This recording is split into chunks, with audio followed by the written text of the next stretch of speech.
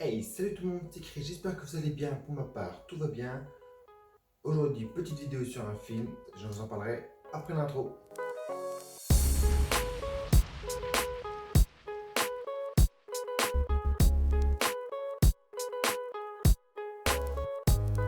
Donc, le film s'appelle avec plein de R, comme dans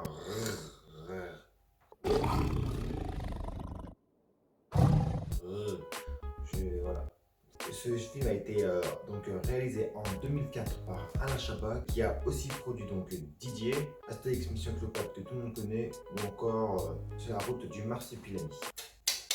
Alors, quand vous lancez le film, déjà vous avez l'impression de tromper de film parce qu'à l'intro, il nous parle de la guerre du Vietnam.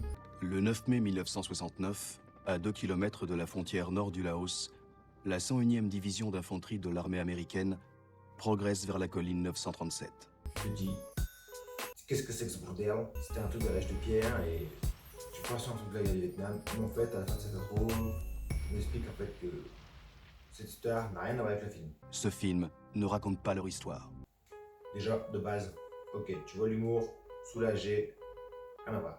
Et nous apercevons que finalement, ça se passe bien à l'âge de pierre, et là, pourquoi que les gens cohabitent, comme le disent dans le film, avec donc des mammouths, normal, des mammouths, hein, des chevaux-mammouths, des poules-mammouths, des vers-mammouths. En fait, tous les animaux qui ont des cornes de mammouth, ça s'appelle des trucs mammouths. Par exemple, un animal mammouth. Au début du film, nous voyons donc les personnes qui sont là pour faire l'appel. Nous voyons donc le chef qui est là, qui fait donc son appel. Et il appelle toutes ces personnes un par un, en les appelant donc Pierre. Parce que c'est à l'âge de Pierre. Nous sommes à l'âge de pierre. Bien sûr, il y a cette petite intro qui est très connue, enfin, surtout en France, dans le pays. Cette petite intro que tout le monde connaît donc, il va dire, vous connaissez ma femme? Et après il va dire, elle est belle, hein? Et donc il fait sa petite appel, Pierre, hein? Jusqu'à ce qu'il s'aperçoit que Pierre n'est pas là et qu'il traîne toujours avec Pierre. Comme par hasard. Vu comme je le dis, ça se comprend pas, mais bon, quand tu vois le film, tu comprends. Et donc dans ce film, l'histoire, mais ce sont le clan des cheveux propres, parce qu'ils ont les cheveux propres, et que pas très loin d'eux, ils ont le clan des cheveux sales, qui eux leur font un petit peu la guerre. Ils leur font la guerre pour avoir justement la recette du shampoing. Donc au début du film, on voit un peu les différences des clans, et nous voyons donc les cheveux sales qui s'approchent du clan des cheveux propres, bien en cachette, bien vu comme ça. Et donc, tout au long du film, nous allons aussi voir que les cheveux sales essayent de piéger les cheveux propres. Faire un trou en fait. En parallèle de ceci, dans le clan de cheveux propres, il y a une personne qu'on va voir dès le début, qui est incarnée par le grand Chabat, qui est donc le guérissologue du film.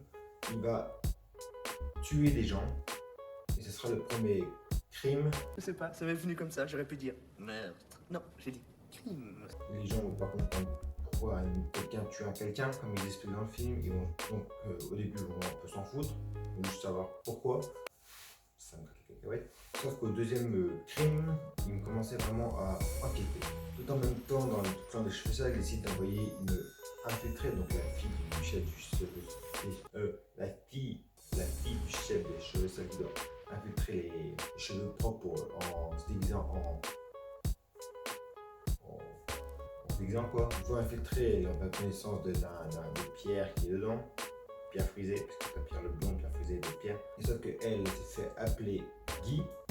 Les gens n'arrivent pas à le prononcer puisque pour tout le monde s'appelle Pierre. Donc vous voyez pendant peut-être 2-3 minutes, c'est comme ça. Guy. Guy. Pierre. Guy. Guy. Guy. Guy. C'est plus Guy. Et donc reste avec eux tout le long du film. Et se voit donc en même temps obligé d'enquêter avec eux pour savoir qui est le crimier. Ce film est bourré d'humour du début à la fin, chaque phrase, chaque réplique. C'est une vanne. C'est obligé que vous rigolez parce qu'il y a tellement de vannes, en plus tellement de vannes connues. Genre, il y a Farce Noire, tout le monde va répondre. Donc voilà, c'est un film que je peux que vous conseiller et très très marrant, franchement. Je crois qu'en plus il est sur Netflix. Hein. Il rend toujours aussi bien, même si c'est en 2004, il y a des films qui sont un peu vieux et ça rend pas tellement bien. Voilà, c'est tout pour cette petite vidéo. La prochaine fois, j'essaierai de faire mieux. N'hésitez pas à liker, commenter, à partager. Et pour celui qui s'abonne, il aura droit à un sandwich. À quoi le sandwich? À la fraise.